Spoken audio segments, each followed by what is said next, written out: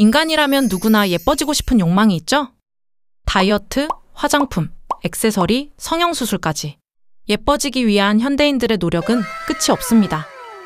그런데요, 저 먼 옛날 여인들도 예뻐지기 위해 목숨 걸고 노력했던 거 아시나요? 오늘은 옛날 사람들이 예뻐지기 위해 얼마나 위험천만한 방법들을 사용했는지 함께 알아볼게요.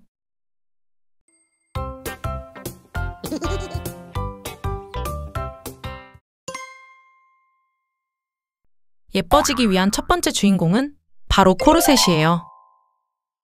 코르셋은 몸의 허리를 조여서 실루엣을 강조하거나 교정하는 속옷인데요. 코르셋의 기원이 원래는 남자였다는 사실 혹시 알고 계셨나요? 코르셋은 원래 군인들이 갑옷을 입을 때 허리를 보호하고 역삼각형 몸매를 만들기 위해 착용하던 속옷이었는데요. 16세기 프랑스에서 개미허리가 유행하면서 점차 여성의 속옷으로 변했어요. 허리를 14에서 19인치까지 조여서 가슴과 엉덩이의 곡선을 돋보이게 만들어 주었기 때문에 상류층에서 하류층까지 모든 여성들에게 필수템이었어요. 코르셋의 가운데에는 버스크라고 불리는 지지대를 넣어 보정 효과를 더욱 높였는데요. 이 지지대가 나중에는 강철로까지 발전하면서 점점 더 단단하게 허리를 옥죄게 됩니다.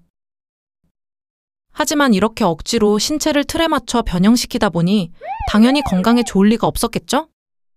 코르셋을 지나치게 조이면 주요 장기가 눌려서 위치가 변형되는데요. 탈장이나 복막염, 심하면 장기 파열로까지 이어져서 목숨을 잃는 경우도 있었어요.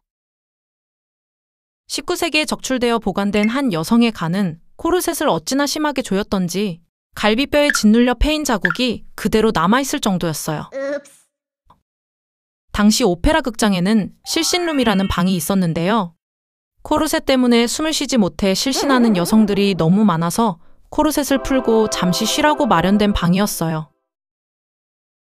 코르셋은 척추에도 악영향을 끼쳤는데요. 척추 전체를 고정시켜버려서 척추 관절이 제 기능을 못하게 되고 심한 요통을 유발했어요. 심지어 코르셋을 착용한 상태에서 재채기를 하다가 허리에 무리가 가해져서 그대로 죽어버린 여성도 있었는데요. 그럼 도대체 허리를 얼마나 세게 조였길래 이런 부작용들이 발생했을까요?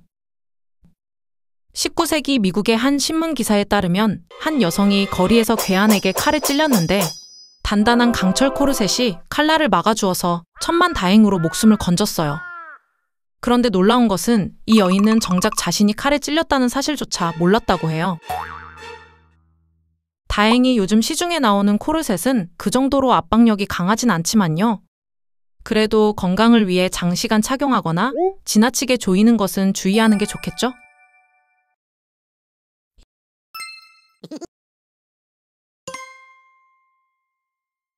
예뻐지기 위한 위험한 노력. 그 두 번째는 전족인데요. 전족은 중국에서 과거 수백 년간 여성의 발을 작게 만들기 위해 발을 압박하던 풍습이에요. 아름다움과 고귀함의 상징으로 여겨졌지만 실제로는 매우 고통스럽고 위험한 관습이었는데요. 3살에서 6살의 어린 여자아이의 발을 수년간 강제로 천으로 감아 발의 성장을 막고 작고 뾰족하게 변형시켰어요. 사실 천으로 감쌌다고 하는 건 지극히 순화된 표현이고 실제로는 그 과정이 매우 잔혹했는데요. 아이의 엄지발가락을 제외한 나머지 발가락을 모두 부러뜨려서 발바닥에 포개어 하나로 뭉친 뒤 천으로 꽁꽁 동여맸어요. 발등은 위쪽으로 구부려서 곡선을 만들고 발톱이 안쪽으로 자라는 것을 막기 위해 발톱을 완전히 뽑아버렸어요. 또 살이 썩도록 하기 위해 깨진 도자기 조각이나 벌레들을 집어넣기도 했는데요.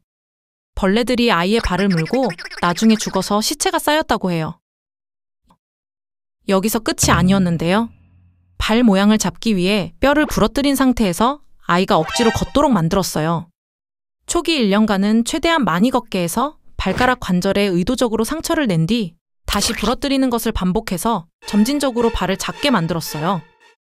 이걸 반복하면 뼈가 튼튼하게 자라지 못하고 골마가면서 연해지는데 이래야 이상적인 형태의 전족을 만들기 쉬워지기 때문이었죠. 상처가 감염되어 발이 괴사하면 발을 절단하거나 폐혈증으로 죽기도 했는데요. 설사 목숨을 건진다고 해도 평생 척추, 관절 문제를 동반하며 고통 속에서 살아가야 했어요. 전족을 한 여성은 걷는 것이 거의 불가능할 정도로 기형이 되는데요.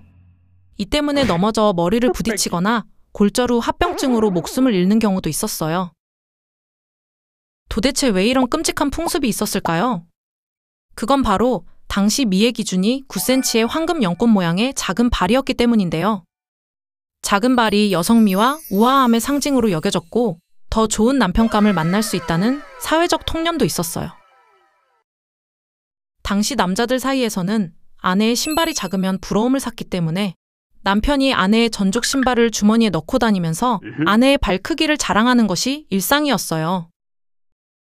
심지어 청명절 때는 전국적으로 전족미인 선발대회까지 열렸는데요. 이날 여성들은 전족된 맨발을 문 밖으로 내놓고 남자들의 평가를 받았는데 이 대회에서 우승하면 그 집의 남자는 모든 남자들의 부러움을 독차지했어요. 심사 기준은 모양만 예쁜 것은 당연한 거라 최하 등급이었고 촉감도 좋은 전족이 중등급이고 이에 더불어 향기까지 좋은 전족이 최상급의 전족으로 극찬받았어요. 전족은 신분을 표시하는 수단이 되기도 했는데요. 이렇게 작은 발로는 노동을 할 수 없으니 전족을 한 여인은 부잣집 딸을 상징했어요. 전족에 적합한 발을 가진 아이가 태어나면 마을 전체가 축제 분위기가 되었는데요. 아무리 가난하고 천한 집안에서 태어났더라도 전족만 완벽하게 되면 높은 가문에 시집을 갈 수 있었고 이는 곧 가족, 마을의 출세로 이어졌죠. 전족은 10세기 무렵 처음 등장해 명청시대에는 일반 여성까지 확대되어 사회 전반에 뿌리내리게 되었는데요. 20세기 초반 신정부가 들어서면서 공식적으로 금지되어 1950년대 이후 사실상 사라지게 됩니다. 수백 년간 많은 여성들을 고통으로 몰아넣은 전족. 단순히 미를 위한 관습이라기엔 너무 잔혹한 풍습이 아닐 수 없네요. 예뻐지려다 목숨을 잃은 여인들 일부에서는 코르셋과 전족에 대해 알아보았는데요. 계속해서 2부에서는 조선시대와 중세 유럽 여인들의 목숨을 앗아간 주인공을 살펴볼 테니 이어질 다음 이야기도 기대해주세요.